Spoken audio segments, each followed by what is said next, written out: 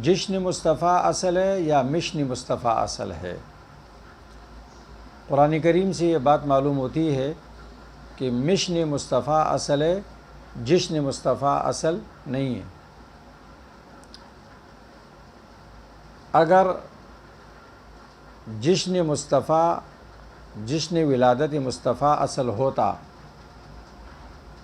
تو آپ کے چچا ابو لہب نے آپ کی ولادت پہ جشن منایا اور اپنی سویبہ نامی لونڈی آزاد کی، لیکن جب آپ صلی اللہ علیہ وسلم نے صفا پہاڑ کے پاس آواز لگا کر تمام قریش کو جمع کیا اور اپنی مشن کا اعلان کیا تو ولادت پر جشن منانے والے آپ کے اس چچا نے آپ کے مشن کو ٹکراتے ہوئے یہ کہا تبا لک سائر الیوم الہذا جمعتنا۔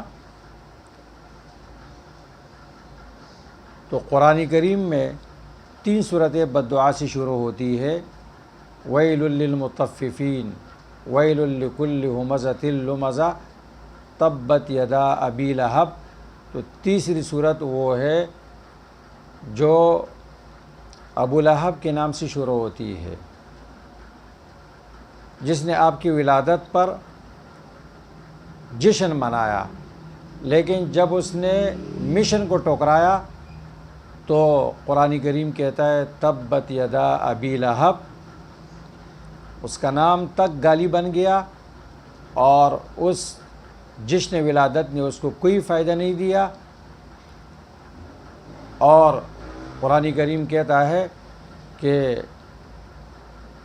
ما اغنی عنہ مالہ وما کسب، تبت یدا ابی لہب وتب ما اغنی عنہ مالہ وما کسب سیصلی نارا ذات لہب، وہ جہنم میں داخل ہوگا۔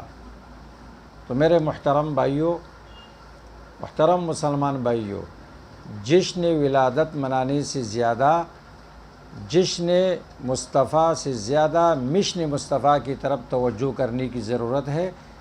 آپ صلی اللہ علیہ وسلم جو دین لے کر آئے، جو طریقہ لے کر آئے، جو نمونہ لے کر آئے، اور اخلاق کے عمدہ اخلاق کی تکمیل کے لیے آپ کو مبعوث کیا گیا، ہمیں وہ تمام اخلاق اپنانی چاہیے اور وہ تمام اعمال اور وہ عقائد اپنانی چاہیے۔